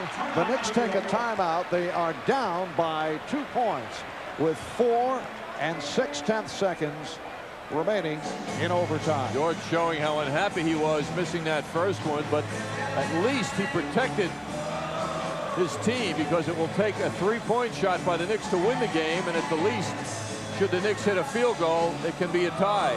Knicks have lost 13 straight here at Madison Square Garden. The last time they beat the Knicks here in New York, March of '87. Vanderway will throw in, being bothered by George. As Anthony for Ewing, gets the shot off, but the Nets win it. The Nets defeat the Knicks in overtime, 96-94. And the Nets have won 2 in a row. They beat the Celtics in Hartford last night. They are now 29-35, while the Knicks dropped to 39-25, and they have lost 2 straight. Both have been 2-pointers, losing to the Lakers here on Tuesday and losing in overtime to the Nets 96-94. The Evian Nashville Springwater player of the game is Derek Coleman of the New Jersey Nets. 28 points on 8 for 13 from the field.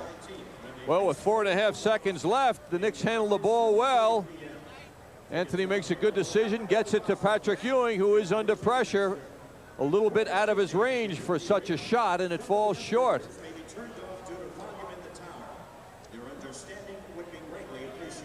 Knicks figuring that they couldn't get the ball to Ewing down low, so they went with the jump shot.